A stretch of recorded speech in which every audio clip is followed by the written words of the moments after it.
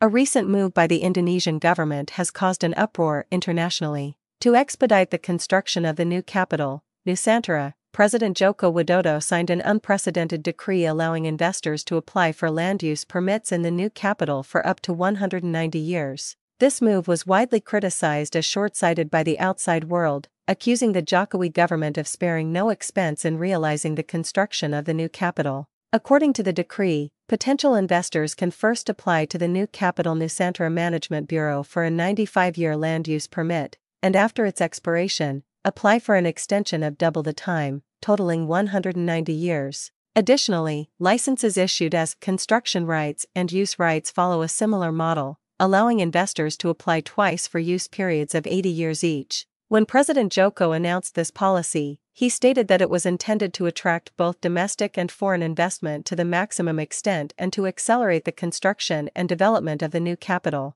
However, this move was quickly questioned by many parties. The Agricultural Reform Alliance, a civil society group, pointed out that Indonesia has never issued such a long-term land use permit in its history. They argue that this will have a profound long-term impact on residents around the new capital and have even described it as a big sale of the new capital areas. The organization is concerned that such policies will deprive local residents of their reasonable rights to land resources and harm their livelihoods and rights. The progress of the new capital construction is not as smooth as expected. Although the plan to move the capital has entered the countdown stage, some key infrastructure has not yet been completed, and Jokowi's timetable for moving to the new capital has been repeatedly delayed. What worries the outside world even more is that recent sudden changes in the top management of the new Capital Management Bureau have further heightened concerns about the future development of the new capital. Niki Farizal, a researcher at the Indonesian Center for Strategic and International Studies, more directly stated that the Joko government's move was intended to save the huge new capital project and prevent it from stagnating before the end of its term.